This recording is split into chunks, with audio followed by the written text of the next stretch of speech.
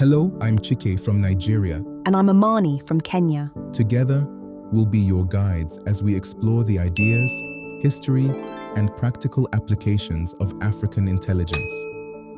African intelligence is the ability to understand Africa truthfully, think independently about its challenges, and build solutions rooted in African realities. In every episode, we'll take one challenge, one industry, or one idea, and explore what changes when we look at it through the lens of African intelligence. Today's conversation is about healthcare. What would healthcare look like if it were truly designed for African realities? Let's think. The African Intelligence Way. Amani, Africa has some of the brightest doctors in the world. So why do so many Africans still leave the continent for medical treatment? That's an interesting contradiction. How can we produce world-class medical professionals, yet struggle to build world-class healthcare systems? Maybe we're asking the wrong question. Instead of asking why Africa's healthcare is failing, what if we asked, what does healthcare look like through the lens of African intelligence?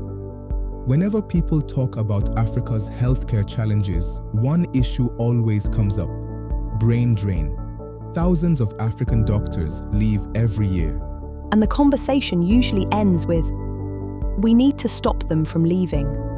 But is that really the problem? I really doubt. African intelligence asks a different question. Why does staying often feel like the harder choice? Imagine you're a young surgeon.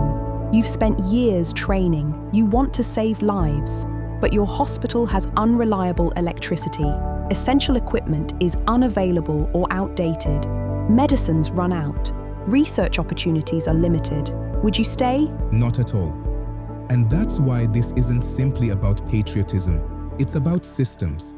African intelligence says we shouldn't build healthcare systems that depend on people's sacrifice.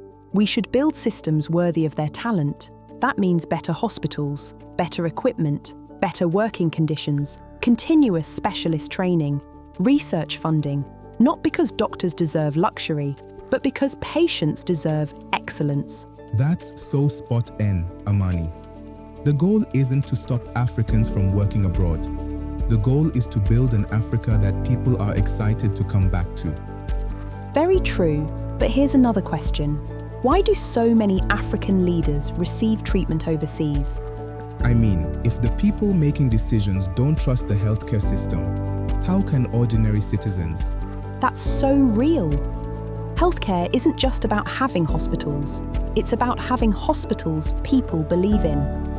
African intelligence says every region of Africa should have centers of medical excellence, world-class cancer centers, cardiology institutes, neuroscience hospitals, not just scattered randomly, but strategically developed to serve millions across the continent. Imagine if someone in Sierra Leone, Malawi, or Benin could receive world-class specialist treatment within Africa instead of flying to Europe or Asia. That's not impossible. It's a question of vision and investment. And every dollar spent building those institutions creates jobs, develops expertise, and strengthens confidence in Africa's own healthcare systems. Another question I feel we don't talk about often is, who decides medical standards in Africa? What do you think, Amani? Most of the world's medical research, clinical trials, and treatment guidelines have historically been developed using populations outside Africa. That doesn't make them useless, but it does leave important gaps. Yes, Africa has different genetic diversity, disease patterns, environmental exposures, and healthcare challenges. Shouldn't Africa also produce more of the research that guides healthcare on the continent? African intelligence isn't about rejecting global science. It's about contributing to it.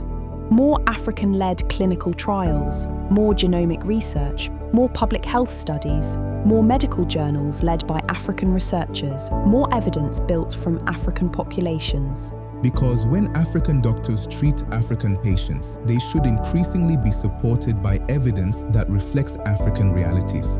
So what does African intelligence in healthcare really mean? It means building systems that keep talent, institutions people trust, and knowledge that reflects the people those systems are designed to serve. Very accurate, Amani.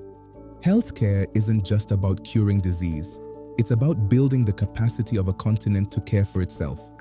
Because African intelligence isn't simply asking, how do we fix healthcare? It's asking, what kind of healthcare system would Africa build if it designed one for itself? See you in the next episode.